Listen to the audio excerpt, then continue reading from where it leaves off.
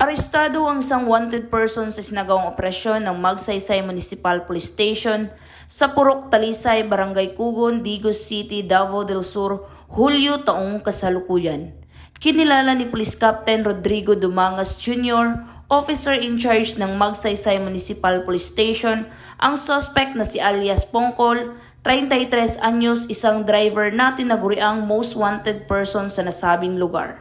Ayon pa kay Police Captain Dumangas Jr., nahuli ang suspect sa bisa ng warrant of arrest na inisyu ng Regional Trial Court 11th Judicial Region, Branch 21, Davao del Sur, at inihain ng pinagsamang puwersa ng mga tauhan ng Magsaysay Municipal Police Station, Digos City Police Station, Philippine Drug Enforcement Agency Davao del Sur, at 2nd DSP MFC.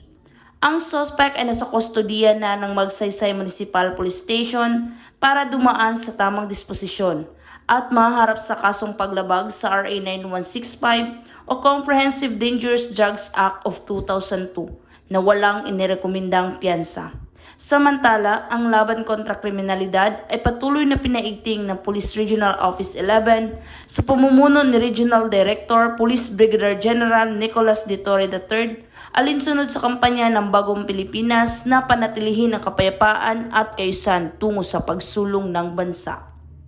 Mula dito sa Region 11, ako ang inyong PNN Correspondent, Patrolwoman Bernamil Lapus, alagad ng batas, taga-taguyod ng Balitang Pulis.